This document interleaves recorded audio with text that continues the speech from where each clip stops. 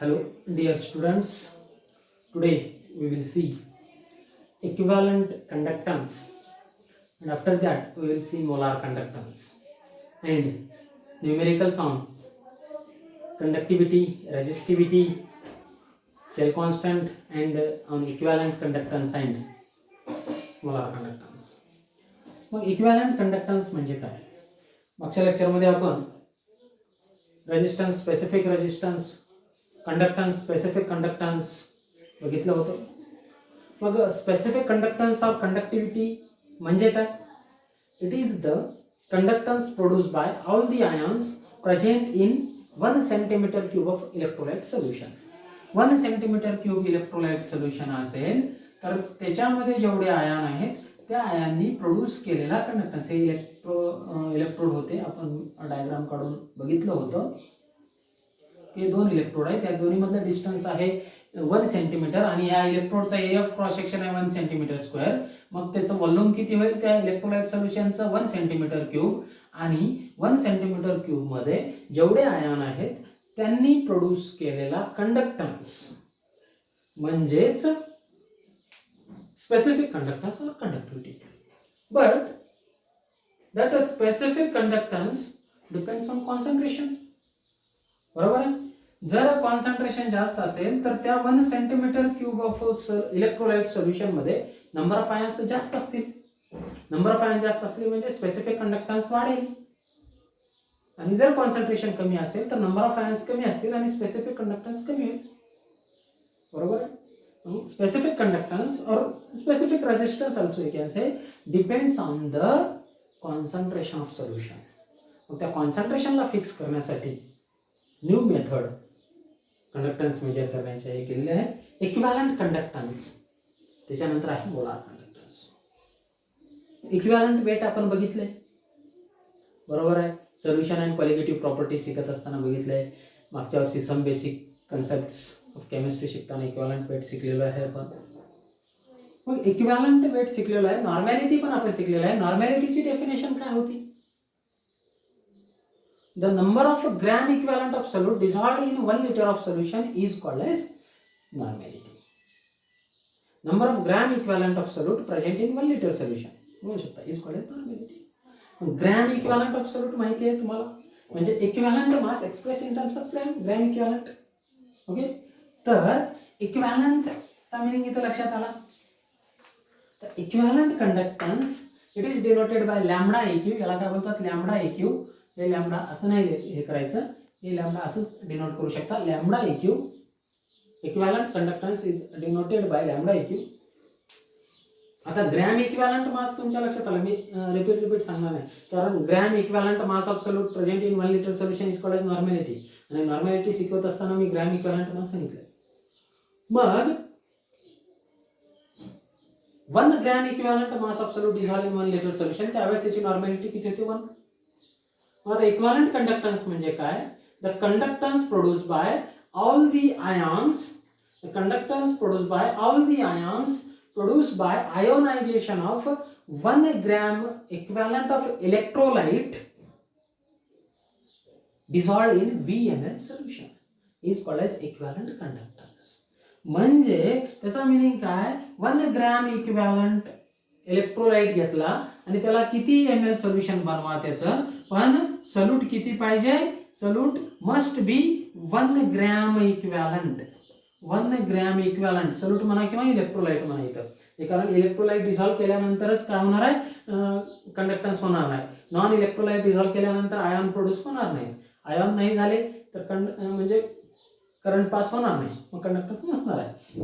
मग इथे इलेक्ट्रोलाइट म्हणू शकतो. 1 ग्रॅम इक्विव्हॅलंट इलेक्ट्रोलाइट डिझॉल्व केल्यानंतर जेवढे आयन प्रोड्यूस होतात तेवढ्या आयननी कंडक्ट केलेला कंडक्टन्स म्हणजेच equivalent conductance. Okay. Equivalent conductance definition आली लक्षात? आणखी एकदा सांगतोय का? The conductance produced by all the ions which is produced by the ionization of 1 gram equivalent of an electrolyte dissolved in VML solution. किती ml असू द्या, इथं 1 नॉर्मॅलिटीचं सोल्युशन असावं नाही, किती ml सोल्युशन असू द्या, पण electrolyte must be 1 gram equivalent. आणि ते डिझॉल्व्ह केल्यानंतर त्याच्यापासून जेवढे आयन प्रोड्यूस होतात त्या आयननी प्रोड्यूस केलेला कंडक्टन्स म्हणजे equivalent conductance. Okay, and it is denoted by lambda EQ. तो कशाने डिनोट करतात? Lambda EQ. Okay, and formula for equivalent conductance is equal to K into 1000 upon N. N म्हणजे normality, K म्हणजे conductivity, K into 1000 upon N. यालाच हा formula lambda इक्यू general लिहायचा आहे K into 1000 by C. C म्हणजे concentration of solution. इथं equivalent conductance मध्ये concentration of solution normality मध्येच हे करतात. ओके, आलं लक्षात? फॉर्म्युला नोट डाऊन करा, K into 1000 by N. Okay, equivalent कंडक्टन्सचा मीनिंग लक्षात आलं. 1 gram equivalent mass of electrolyte आहे.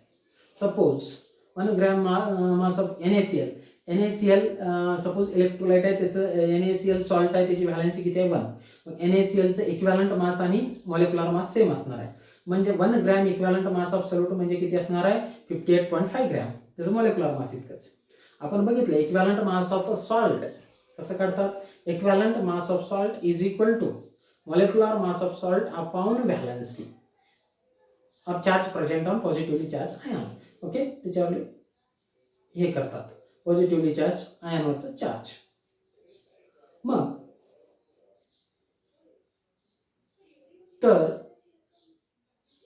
त्यानुसार NaClचं इक्विव्हॅलंट मास किती येईल? Equal to molecular mass 58.5 gram. आणि 1 gram equivalent mass of NaCl म्हणजे 58.5 gram. When 58.5 gram NaCl dissolved in water, what it may be, वॉटरची क्वांटिटी किती असू द्या आणि त्या सोल्युशनचं व्हॉल्यूम पण किती पण होऊ द्या, पण इथं solute must be 1 gram equivalent. मग त्याच्यापासून जेवढे आयन प्रोड्यूस झाले तेवढ्या आयननी कंडक्ट केलेला कंडक्टन्स म्हणजे काय? Equivalent conductance. The conductance produced by all the ions produced by ionization of 1 gram equivalent of an electrolyte dissolved in VML solution. Okay, he definition note down करा, हा formula note down करा. त्यानंतर ह्याचं unit बघूयात आपण. Unit काय असणार आहे? आपण या फॉर्म्युल्यावरनं युनिट काढू शकतो. Formula K. कंडक्टिव्हिटीचं युनिट काय? सायमन पर सेंटीमीटर. सायमन पर सेंटीमीटर. आणि इथं 1000 आहे म्हणजे 1 डेसिमीटर क्यूब आहे, तर याचं काय होईल? Centimetre cube. Okay, centimetre cube. आणि नॉर्मॅलिटीचं पर इक्विव्हॅलंट. Okay, unit. मग हे सेंटीमीटर क्यूब आणि पर सेंटीमीटर 1 मायनस काय होईल? Simon centimetre square per equivalent. It is your unit of equivalent conductance. हे इक्विव्हॅलंट वरती गेला, पर इक्विव्हॅलंट झाला. हे +3 हे -1 सेंटीमीटर स्क्वेअर झालं. तर unit of equivalent conductance is Simon centimetre square per equivalent. Okay, हे युनिट आहे आणि याला इक्विव्हॅलंट कंडक्टन्स आहे. याच्यावरती न्यूमेरिकल विचारले जातात. फॉर्म्युला लक्षात ठेवा आणि इक्विव्हॅलंट कंडक्टन्स क्लिअर करा. त्यानंतर नेक्स्ट आहे मोलार कंडक्टन्स. आता इथं मोलार कंडक्टन्स म्हटल्यानंतर तिथं gram equivalent mass of an इलेक्ट्रोलाइटच्या ठिकाणी इथं काय 1 mole mass of an electrolyte. Next point बघूयात आपण, molar conductance. Molar conductance it is denoted by lambda m.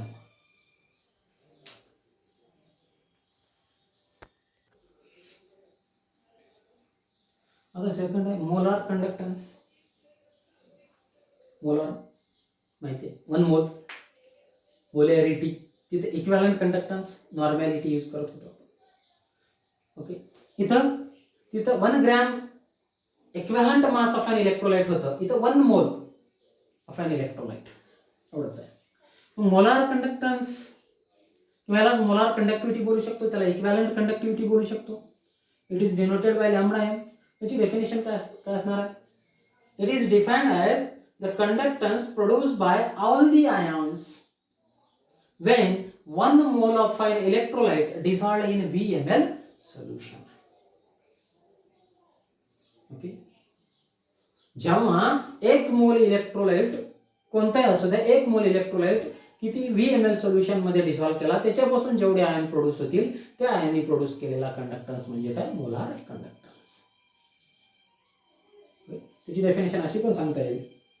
It is defined as the conductance obtained by all the ions produced by the ionization of 1 mole of an electrolyte when dissolved in VmL solution.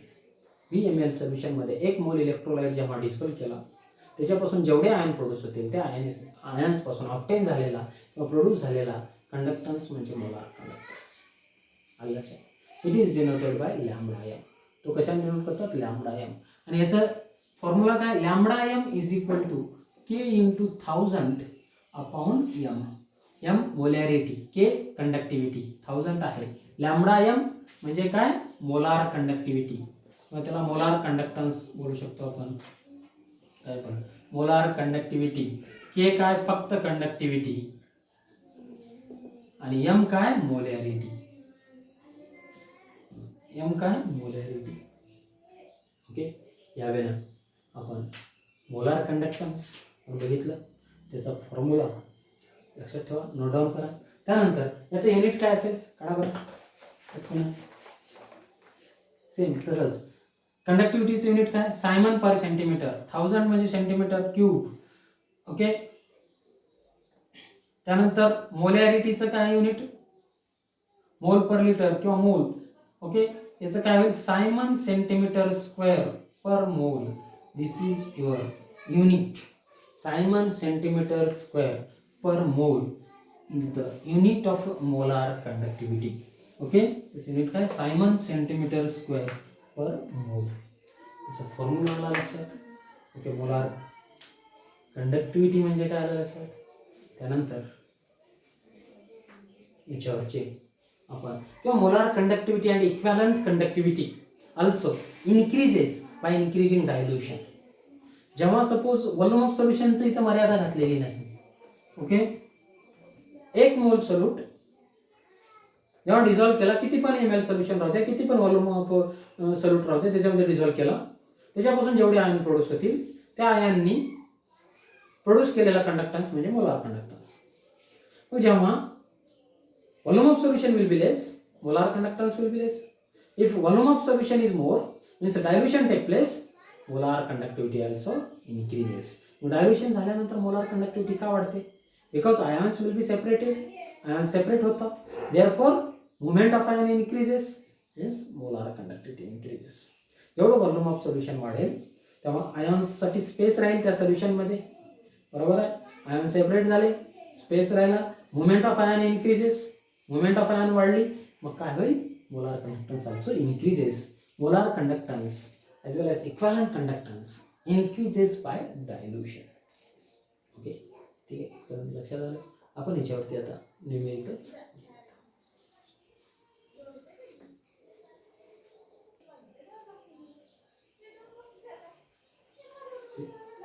Numerical आहे.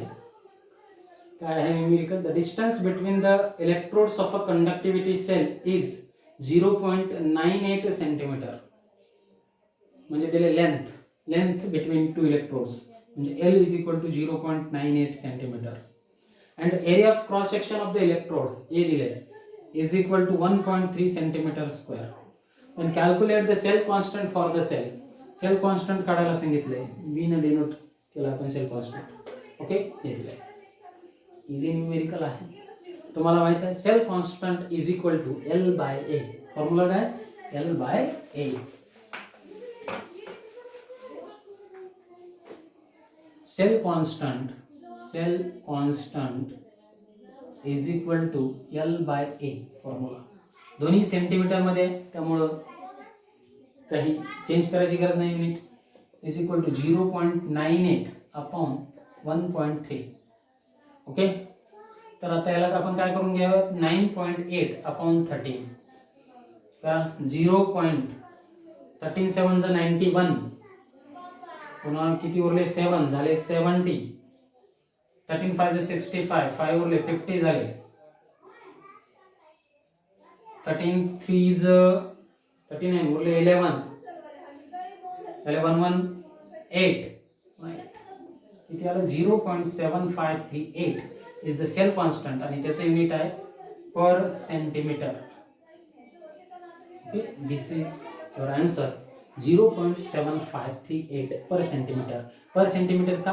कारण एरियाचं unit centimetre square, लेंथचं centimetre, खालचं centimetre वरती गेलं त्याचं unit काय आलं per centimetre. Therefore, cell constant is equal to 0.7538 per centimeter. Okay, ठीक आहे. त्यानंतर नेक्स्ट न्यूमेरिकल.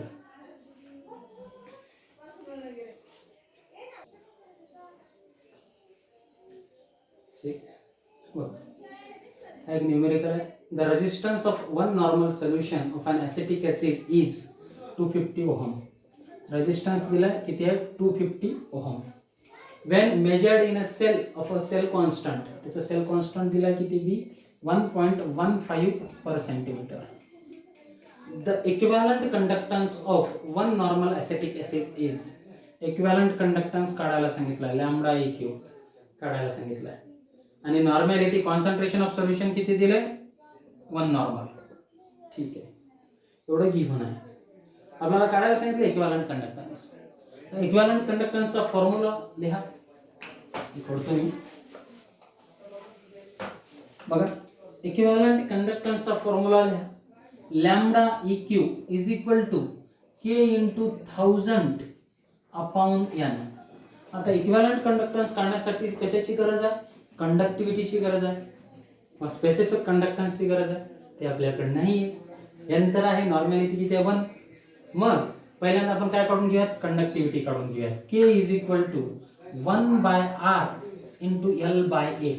आता लेंथ आणि एरिया ऑफ क्रॉस सेक्शन नाही, ठीक आहे, पण सेल कॉन्स्टंट दिले म्हणजेच L/A आहे आपल्याकडे. याच फॉर्म्युल्याला कसं लिहू शकतो आपण?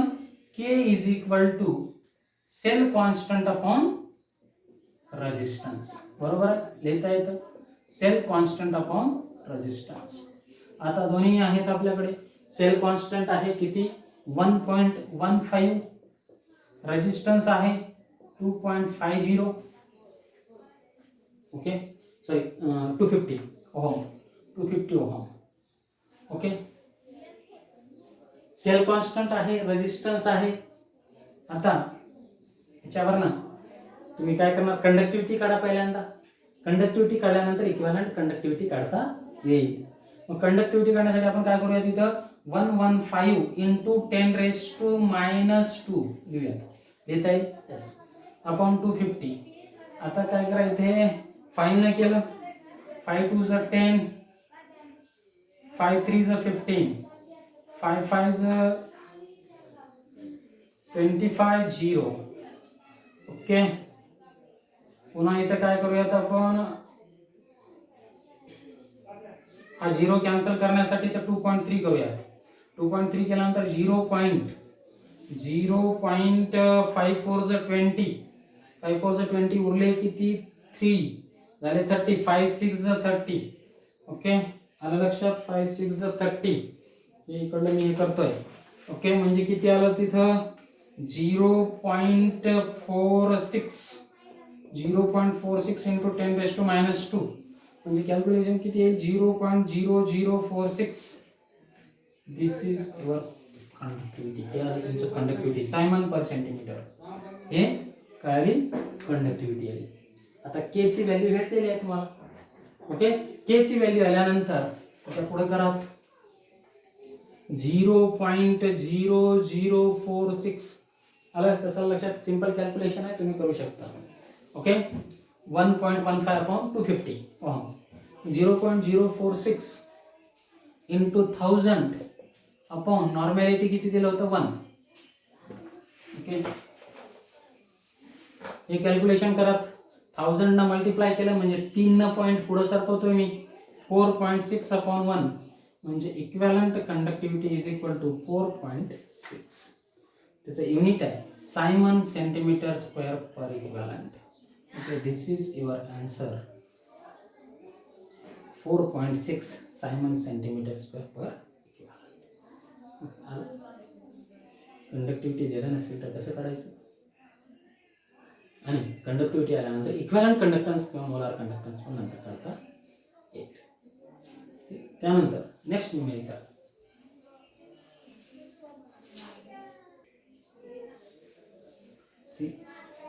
न्यूमेरिकल मोठा आहे, व्यवस्थित वाचा आणि लिहून घ्या एका साईडला काय गिव्हन दिले ते.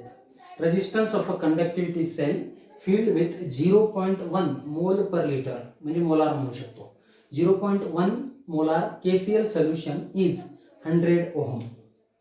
मी इथे साईडला लिहितो, मोलॅरिटी किती आहे 0.1 आणि त्याचा रेजिस्टन्स किती आहे 100 ओहम. ओके, थोड्या वेळासाठी लिहून घेतो या साईडला. तर if the resistance of the same cell when filled with 0.02 mole per litre KCl solution is 520 ohm.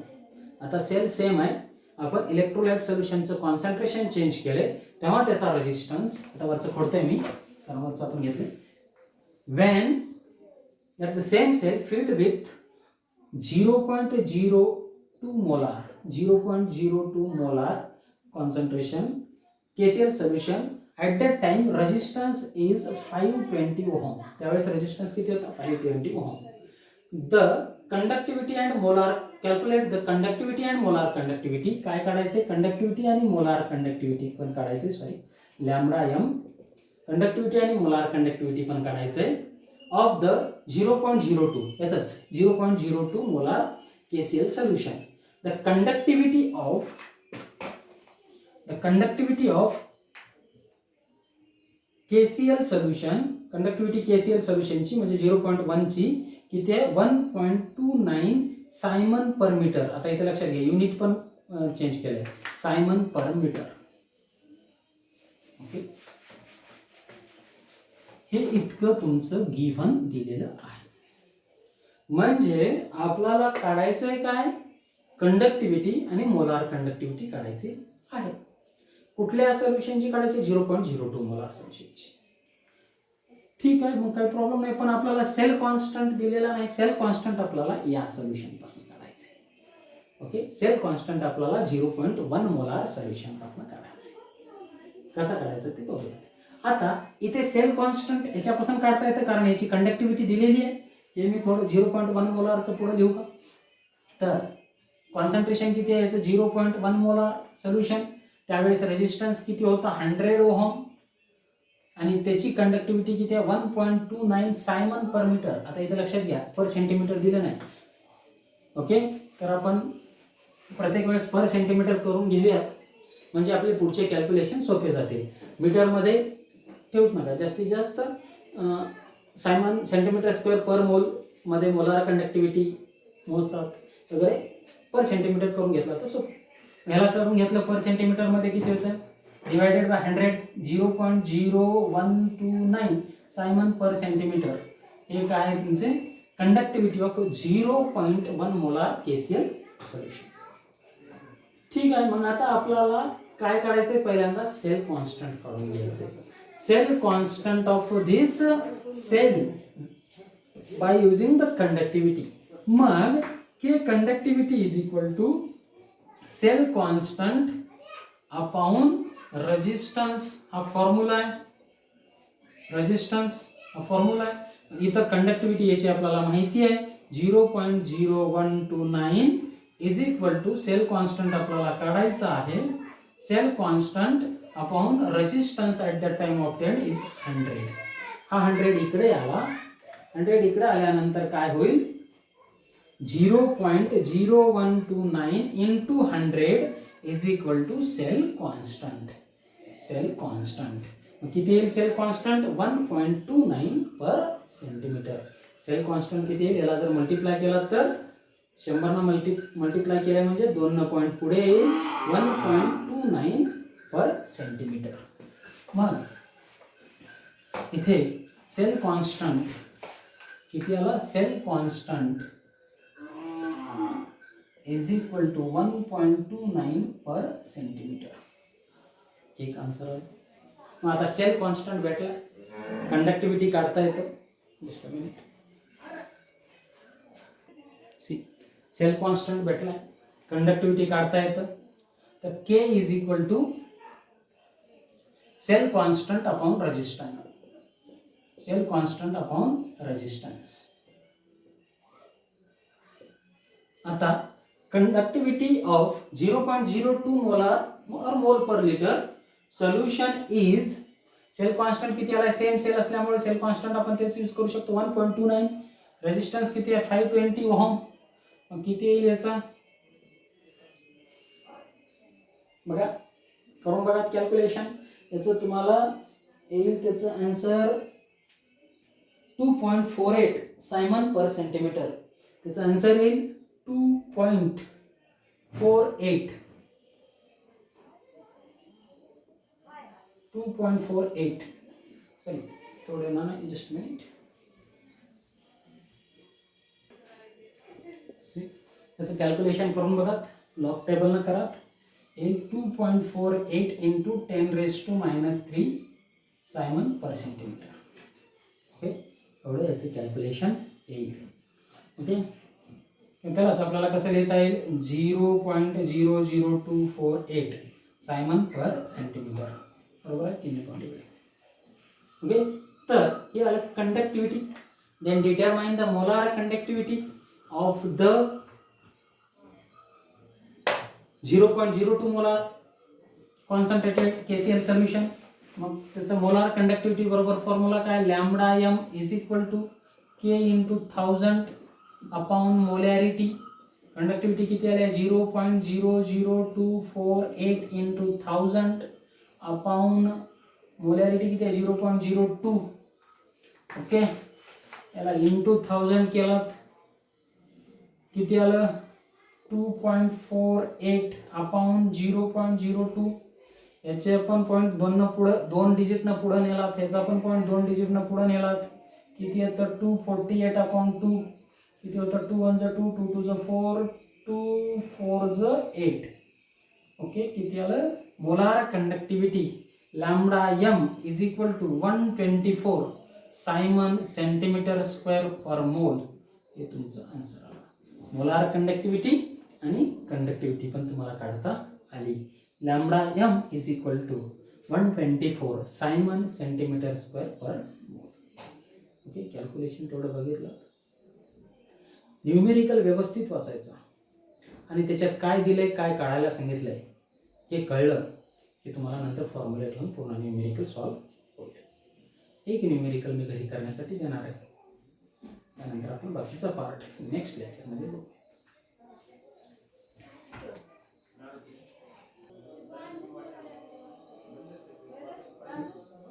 Numerical आहे, रीड करतोय बघा. If 0.01 molar solution of an electrolyte has a resistance of 40 ohm in a cell having cell constant of 0.4 per centimeter, then what is the molar conductance? molar conductance काढायचे तुम्हाला. Molarity दिले, sale constant आणि resistance दिला, त्याच्यापासून तुम्ही conductivity काढू शकता. Then you can determine the molar conductance. Numerical solve करा आणि मला शेअर करा. ओके, आज इतकं पुरेसं आहे. बाकीचा पार्ट आपण नेक्स्ट लेक्चरमध्ये घेऊ. थँक्स.